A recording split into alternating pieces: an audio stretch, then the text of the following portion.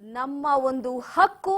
ಇಡೀ ನಮ್ಮ ದೇಶದ ಅಭಿವೃದ್ಧಿ, ನಮ್ಮ ದೇಶದ ಸುರಕ್ಷತೆ, ನಮ್ಮ ದೇಶದ ರಕ್ಷಣೆಗೆ ಇರುತ್ತೆ. ಪ್ರಮುಖವಾಗಿ ಈಗಾಗಲೇ ಒಂದು ಕಡೆ ಮತದಾನದ ಪ್ರಕ್ರಿಯೆ ಬೆಳಗ್ಗೆಯಿಂದಲೇ ಆರಂಭವಾಗಿದೆ. ಸಾಕಷ್ಟು ಜನ ಮತವನ್ನ ಚಲಾಯಿಸ್ತಾ ಇದ್ದಾರೆ. ಇದರ ನಡುವೆ ಅತಿ ಹೆಚ್ಚು ಮತದಾನ ಆಗಬೇಕು ಅಂತಾನೂ ಕೂಡ ಪ್ರೇರಣೆಯಾಗಿ ಎಲ್ಲ ನಾಯಕರುಗಳು, ರಾಜಕೀಯ ನಾಯಕರುಗಳೆಲ್ಲರೂ ಕೂಡ ಒಟ್ಟಾಗಿ ಮತದಾನವನ್ನ ಮಾಡಿ ತಮ್ಮ ಕುಟುಂಬದ ಸಮೇತ ಆಗಮಿಸ್ತಾ ಇದ್ದಾರೆ. ಈಗ ಕ್ಷಣ ಕ್ಷಣಕ್ಕೂ ಕೂಡ ರಂಗೇರ್ತಾ ಇದೆ ಲೋಕ ಮತದಾನದ ಕಲರವ. ಕರ್ನಾಟಕದ 14 ಕ್ಷೇತ್ರಗಳಲ್ಲಿ ಭರದಿಂದ ವೋಟಿಂಗ್ಸ್ ಆಗ್ತಾ ಇದೆ. ಬೆಳಗ್ಗೆ 7ರಿಂದ 11 ಗಂಟೆವರೆಗೆ ಇಲ್ಲಿವರೆಗೂ 24.48% ಮತದಾನ ಆಗಿದೆ. ಎಲ್ಲೆಲ್ಲಿ ಮತದಾನವಾಗಿದೆ ಅಂತ ನೋಡೋದಾಗಿದೆ, ಎಷ್ಟು ಪರ್ಸೆಂಟ್ ಆಗಿದೆ ಅಂತ. ಧಾರವಾಡದಲ್ಲಿ 24%, ಕಲಬುರಗಿಯಲ್ಲಿ 22% ಮತದಾನವಾಗಿದೆ.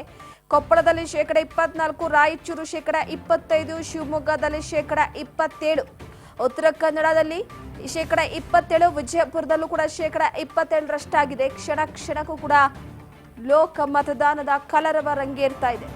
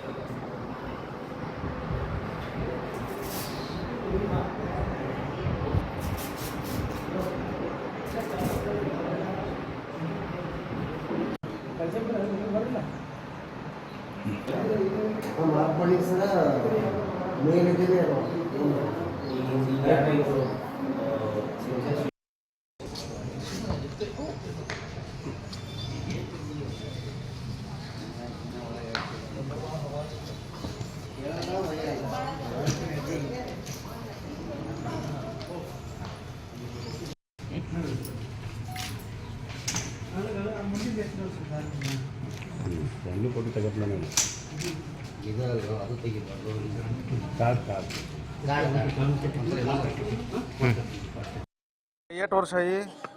102. 102?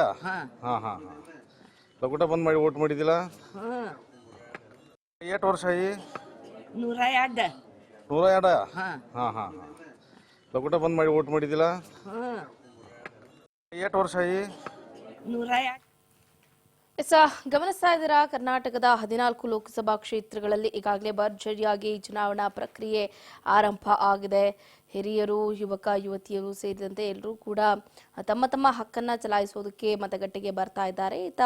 ಇನ್ನೊಂದು ಕಡೆ ಮತದಾನ ಪರ್ಸೆಂಟೇಜನ್ನು ಕೂಡ ಗಮನಿಸ್ತಾ ಇದ್ದೀವಿ.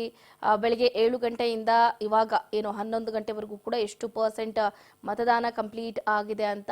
ಮಧ್ಯಪ್ರದೇಶದಲ್ಲಿ 30.21% ಅಷ್ಟು ಮತದಾನ ಕಂಪ್ಲೀಟ್ ಆಗಿದೆ. ಮಹಾರಾಷ್ಟ್ರದಲ್ಲಿ 18.18% ಅಷ್ಟು ಮತದಾನ ಮಹಾರಾಷ್ಟ್ರದಲ್ಲಿ ಕಂಪ್ಲೀಟ್ ಆಗಿರುವಂತದ್ದು. ಇನ್ನು ಉತ್ತರ ಪ್ರದೇಶದಲ್ಲಿ 26.12% ಅಷ್ಟು ಮತದಾನ ಈಗಾಗಲೇ ಕಂಪ್ಲೀಟ್ ಆಗಿರುವಂತದ್ದು. ಇನ್ನು ಪಶ್ಚಿಮ ಬಂಗಾಳ ಬರೋಬ್ಬರಿ 32.82% ಅಷ್ಟು ಮತದಾನ ಪ್ರಕ್ರಿಯೆ ಕಂಪ್ಲೀಟ್ ಆಗಿದೆ. ಇತ್ತ ಬಾಗಲಕೋಟೆಯಲ್ಲೂ ಕೂಡ ಮತದಾನ ಪ್ರಕ್ರಿಯೆ ಆರಂಭ ಆಗಿರುವಂತದ್ದು. 23.91% ಅಷ್ಟು. ಬೆಳಗಾವಿಯಲ್ಲಿ ಮತದಾನ ಕಂಪ್ಲೀಟ್ ಆಗಿದೆ. ಬಳ್ಳಾರಿಯಲ್ಲಿ 26.45% ಅಷ್ಟು ಮತದಾನ ಕಂಪ್ಲೀಟ್ ಆಗಿದೆ. ಈಗಾಗಲೇ ಗಮನಿಸ್ತಾ ಇದ್ದೀರಾ ವಯೋಸಹಜ ಏನು ವಯಸ್ಕರು ಕೂಡ ಮತಗಟ್ಟೆಗೆ ಬರ್ತಾ ಇದ್ದಾರೆ, ವಯೋವೃದ್ಧರು ಕೂಡ ಮತಗಟ್ಟೆಗೆ ಬರೋದ್ರ ಮುಖಾಂತರ ಇಲ್ಲಿ ನಾವು ಗಮನಿಸ್ತಾ ಇದ್ದೀರಾ ಶತಾಯುಷಿ ಅಂತಾನೆ ಹೇಳ್ಬೋದು. 108 ವರ್ಷ ವಯಸ್ಸಿನ ಅಜ್ಜಿ ಮತಗಟ್ಟೆಗೆ ಬಂದು ತಮ್ಮ ಮೂಲಭೂತ ಹಕ್ಕನ್ನ ಚಲಾಯಿಸ್ತಾ ಇದ್ದಾರೆ. ನಿಜಕ್ಕೂ ಕೂಡ ಬಹಳ ಸಂತಸದ ವಾತಾವರಣ ಅಂತಾನೆ ಹೇಳ್ಬೋದು. ಸೊ ಈಗಾಗಲೇ ಘಟಾನುಘಟಿ ನಾಯಕರು ಮತಗಟ್ಟೆಗೆ ಆಗಮಿಸೋದ್ರ ಮುಖಾಂತರ ತಮ್ಮ ಹಕ್ಕನ್ನ ಚಲಾಯಿಸಿದ್ರು. ಉಮೇಶ್ ಜಾಧವ್ ಆಗಿರ್ಲಿ, BS ಯಡಿಯೂರಪ್ಪ ಆಗಿರ್ಲಿ, ಪ್ರಹ್ಲಾದ್ ಜೋಶಿ ಸೇರಿದಂತೆ ಬಸನಗೌಡ ಪಾಟೀಲ್ ಯತ್ನಾಳ್, BY ರಾಘವೇಂದ್ರ, ವಿಜಯೇಂದ್ರ, ಶಿಗ್ಗಾವಿಯಲ್ಲಿ ಬಸವರಾಜ ಬೊಮ್ಮಾಯಿ ಅವರು, ಭೀಮಣ್ಣ ಖಂಡ್ರೆ, ಈಶ್ವರ್ ಖಂಡ್ರೆ, ಸಾಗರ್ ಖಂಡ್ರೆ, ಸುರಪುರದ ರಾಜು ಗೌಡ ಸೇರಿದಂತೆ ಹಲವಾರು ನಾಯಕರು ಇತ್ತ ತಮ್ಮ ಹಕ್ಕನ್ನ ಚಲಾಯಿಸಿದ್ದಾರೆ. ಇತ್ತ ಪ್ರಧಾನಿ ನರೇಂದ್ರ ಮೋದಿ ಅವರು ಕೂಡ ಗುಜರಾತ್ನಲ್ಲಿ ತಮ್ಮ ಹಕ್ಕನ್ನ ಚಲಾಯಿಸಿದ್ರು. ಆ ಸಂದರ್ಭದಲ್ಲಿ ಒಂದು ಸಂದೇಶವನ್ನು ಕೂಡ ರವಾನೆ ಮಾಡಿದ್ರು.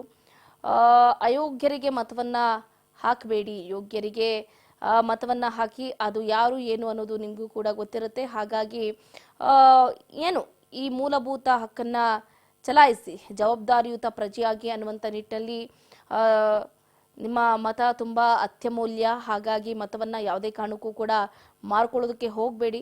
ಮತ ಮಗಳಿದ್ದಾಗೆ, ಯಾವುದೇ ಕಾರಣಕ್ಕೂ ಮಾರ್ಕೋಬೇಡಿ ಅನ್ನುವಂಥ ನಿಟ್ಟಿನಲ್ಲಿ ಹೇಳಿಕೆಯನ್ನು ಕೊಟ್ಟರು.